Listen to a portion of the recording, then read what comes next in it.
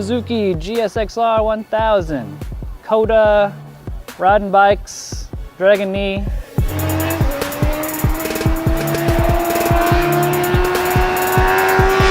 You know, at this job there are some days that are better than others, and today is especially one of the good days. It is the Monday after the MotoGP round here at the Circuit of the Americas in Austin, Texas, and we are riding the 2017 Suzuki GSX R1000. Not to be confused with the GSX R1000R that Kevin Duke rode at Phillip Island in Australia. One of the bucket list tracks of every moto journalist, but being here at Coda is pretty darn cool. So, right off the bat, what separates the single R GSX 1000 from the double R? It's largely suspension and electronics. The double R version has the Showa balance-free fork and a shock.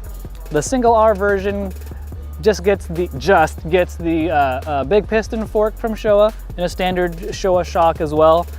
We've had plenty of time with the big piston fork on other bikes in the past, and yeah, it's great. You know, it's not top shelf Öhlins material, but for getting around a racetrack at a pretty good clip for most riders out there, it does the job just fine.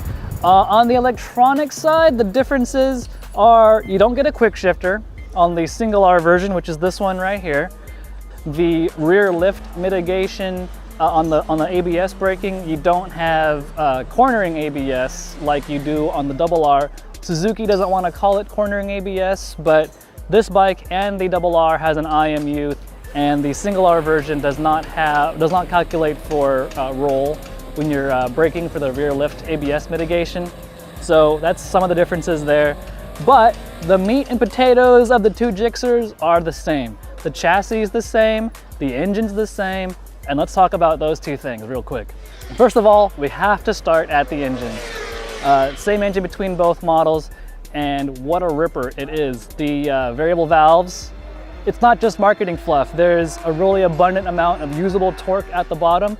And once you wick it up high, there's a good amount of mid-range and a good amount of top end, although once you get towards the 14.5 red line, it starts to taper out, but man, from bottom to almost all the way to the top, this thing rips. It is super fast, super powerful, but usable. That's the part that I really want to emphasize, usable power everywhere. That makes for a good street bike, it makes for a good track bike, makes for a good race bike too, since the Yosh boys just won both Moto America Superbike races yesterday and the day before. So Suzuki's knocking it out of the park on the engine side. Chassis-wise, I would call it good. It's not, say, RSV4 Aprilia type of agility and precision, but it's not bad. Weighing in at about 442 pounds. This particular model I have here has ABS, which adds a couple of pounds to it too. It's not the most flickable bike in the leader bike field. I'd probably give that to, say, the Honda or the Aprilia, like I mentioned before. But it's pretty good. It's surely not bad. It'll flick from side to side really well. You'll notice back here at the seat area, it's really narrow. If you have the 2016 and 2017 bikes side by side, the immediate differences is how narrow the new bike is, especially in the waist section, especially in the tail section. Super narrow compared to the old bike. And so when you're hanging off and leaning off, it just feels just that little bit more nimble. And we're talking like, we're splitting hairs here, but that's, you know, what we're dealing with now with super bikes. They're just little differences that make things better. Now, as far as the transmission goes, you know, I really would have liked to see a quick shifter on the R model, but I get it.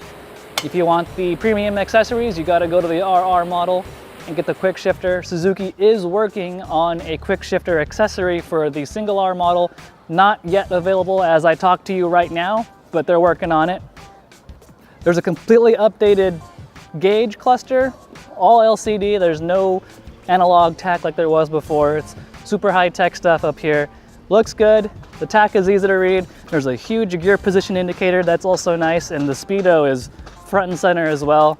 When you're hauling down the back straight here at Coda at a $170 whatever pinned, it's cool to have that number popping out at you, you know, for your bragging rights. And so that's cool. Maybe my biggest complaint with this new Gixxer are the brakes.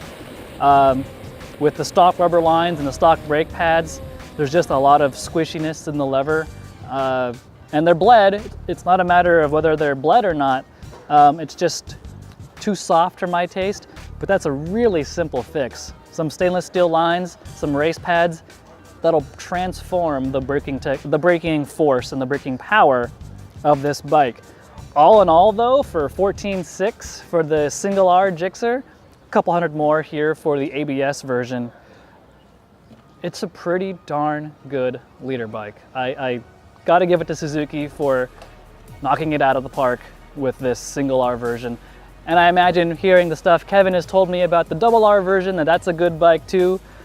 And the race results prove it too. The new Gixxer is kicking butt, taking names, and I can't wait to put this in our leader bike comparison where we can really stack it up against all the players in the class.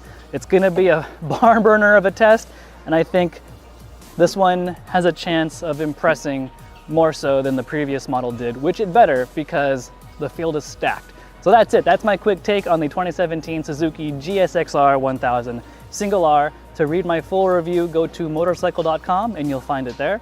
And if you liked this video, click the like button, hit subscribe, and I'll see you next time.